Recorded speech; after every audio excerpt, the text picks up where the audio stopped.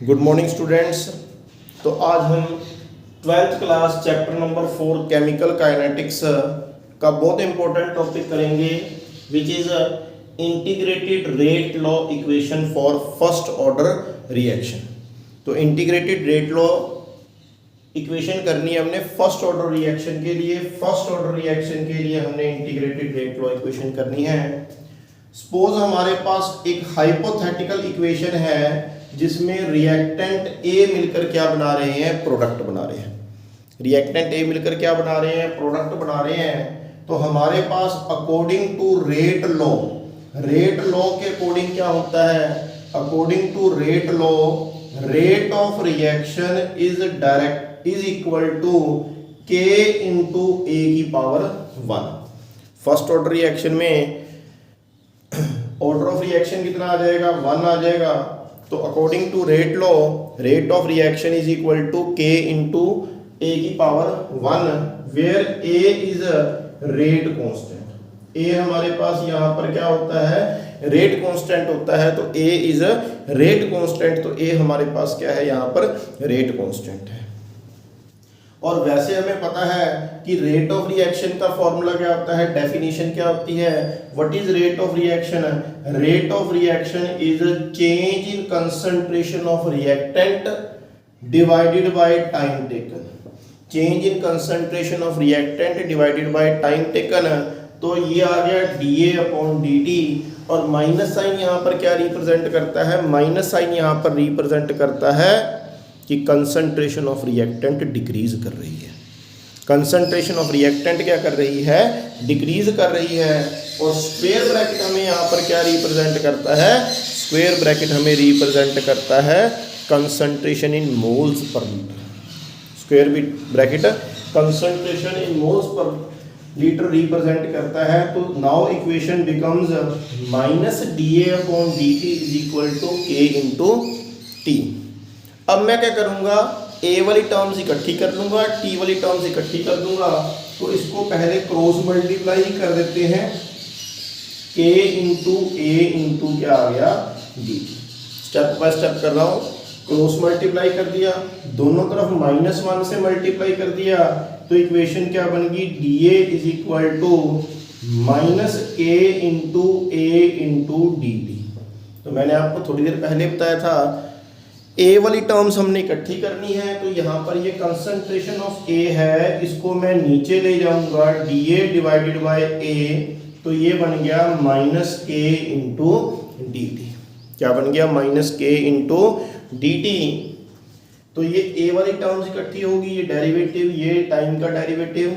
अब मैं दोनों तरफ इंटीग्रेट कर दूंगा, इंटीग्रेटिंग बोथ साइड्स। दोनों तरफ मैंने क्या किया, इंटीग्रेशन किया, इंटीग्रेटिंग बोथ साइड्स, दोनों तरफ इंटीग्रेशन कर दिया। तो क्या बन गया integration, dA divided by a is equal to minus k into d t. इसका integration minus k into d t, इसका इंटीग्रेशन। और dx अपॉन x का इंटीग्रेशन क्या होता है, log ऑफ x। तो dA अपॉन a का इंटीग्रेशन क्या आ जाएगा, इसका नेचुरल लॉग ऑफ a। तो क्या आ जाएगा, नेचुरल लॉग ऑफ a। और dt का इंटीग्रेशन होता है t। dt का इंटीग्रेशन क्या होता है, t। और साथ में क्या आएगा, c। What is c, c क्या होता है यहाँ पर, इंटीग्रेशन कांस्टेंट होता है। क्या होता है हमारे पास, c क्या होता है यहाँ पर, इंटीग्रेशन कांस्टेंट होता है। तो दोबारा से देख लो एक बार, मैं फिर रिपीट कर देता हूँ। हमारे पास हम फर्स्ट ऑर्डर रिएक्शन की बात कर रहे हैं। हमारे पास एक हाइपोथेटिकल इक्वेशन है, ए से क्या बन गए, product. According to rate law, rate law के according rate of reaction is equal to के into A concentration of reactant A की पावर 1 इसलिए है क्योंकि ये फर्स्ट ऑर्डर रिएक्शन है। और हमें पता है रेट ऑफ रिएक्शन क्या होता है, change in concentration of reactant divided by time. Negative sign decrease represent कर रहा है कि कंसंट्रेशन ऑफ रिएक्टेंट डिक्रीज कर रही है। फिर हमने dA को एक तरफ रखा, dt को दूसरी तरफ ले गए, a को भी हमने इकट्ठा कर लिया, dA और a यानी a वाली टर्म्स इकट्ठी कर ली, फिर इंटीग्रेशन किया दोनों तरफ। इंटीग्रेशन करेंगे तो dA/A का इंटीग्रेशन क्या आता है, नेचुरल लॉग ऑफ a, और dt का इंटीग्रेशन क्या आ गया, t। तो नेचुरल लॉग ऑफ a किसके इक्वल आ गया, -kt + c। Now we have to find the value of c। Now we have to find the value of c when time is equal to 0, means during initial phase of the reaction, when reaction is not started, then concentration is equal to A0. When reaction is not started, that is initially, शुरू में, when reaction is not started, initially when time t equal to 0, concentration of reactant is equal to A0. Here A0 is initial concentration of reactant. Here A0 is initial concentration of reactant. तो A0 is initial concentration of reactant. तो A0 is initial concentration of reactant. Putting the value of T and A in above equation, we get natural log of A0 is equal to -k into 0 plus c. तो ये तो 0 बन गया, तो it means c की value कितनी आ गई, natural log of A0 आ गई। c की वैल्यू कितनी आ गई, नेचुरल लॉग ऑफ a आ गई। हम इस इक्वेशन का नाम पुट कर देते हैं equation number 1। Putting the value of c in equation number 1, we will get the integrated rate law equation। तो हमने यहाँ पर जब t इक्वल टू 0 था तो a को क्या पुट कर दिया, A0, और a को A0 पुट कर दिया, ये 0 बन गया, ये A0 बन गया, तो c की वैल्यू कितनी आ गई, नेचुरल लॉग ऑफ A0 आ गई। Putting the value of c in equation number 1, तो यहाँ पर मैं इसको रब कर रहा हूँ, ठीक है। तो putting the value of now putting the value of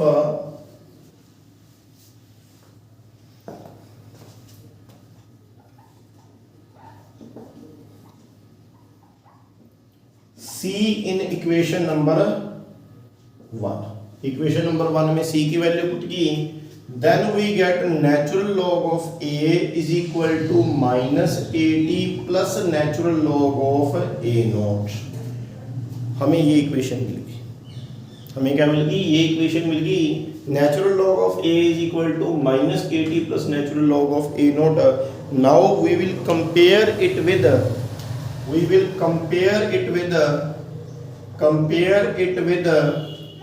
y equal to mx plus c।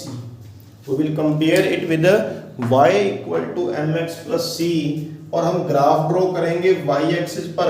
इसको एक बार चेंज कर लेते हैं, नेचुरल लॉग को चेंज कर लेते हैं, कंपेयर करने की बजाय पहले इसको नेचुरल लॉग को कन्वर्ट कर लेते हैं, नेचुरल लॉग को बेस 10 में कन्वर्ट कर लेते हैं।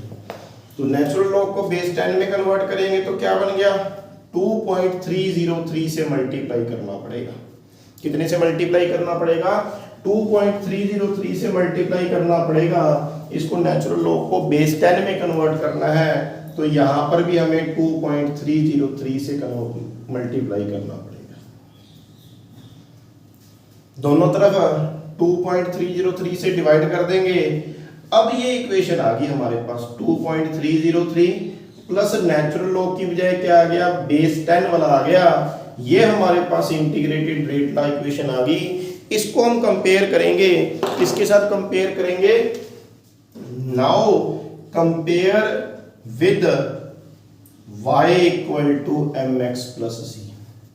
जब y equal to mx plus c से कंपेयर करेंगे और y एक्सिस पर नेचुरल लॉग की बजाय लॉग बेस 10 लेंगे, y एक्सिस पर क्या ले रहे हैं, log of concentration of a, x axis पर क्या ले रहे हैं, टाइम t, तो graph will be straight line.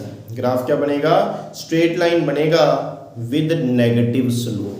यहाँ m क्या होता है, स्लोप, तो ये स्लोप क्या आ गई हमारे पास, m की वैल्यू कितनी आ गई, -k/2.303। तो ग्राफ क्या बनेगा, नेगेटिव स्लोप के साथ नीचे को बनेगा स्ट्रेट लाइन।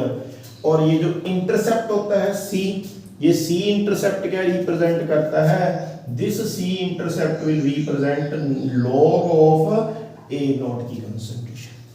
तो लॉग ऑफ ए नॉट की कंसंट्रेशन रिप्रेजेंट कर रहा है। और इस ग्राफ की स्लोप क्या आ गई, -k/2.303। तो ये हमारे पास क्या आ गया, ग्राफ आ गया integrated rate law equation for first order का। अब हम इसी इक्वेशन को थोड़ा चेंज कर लेते हैं।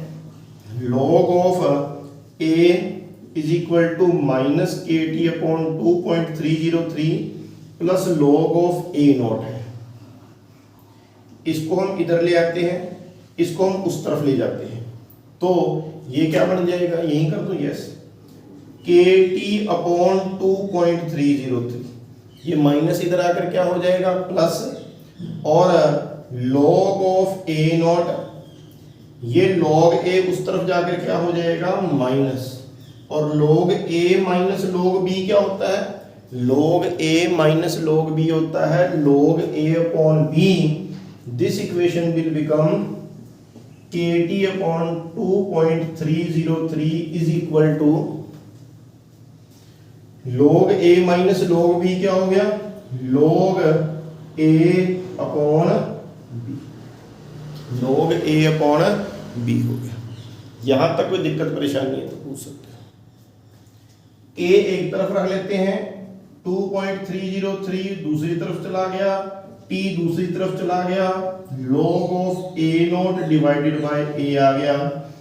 This is the final integrated rate law equation for first order reaction.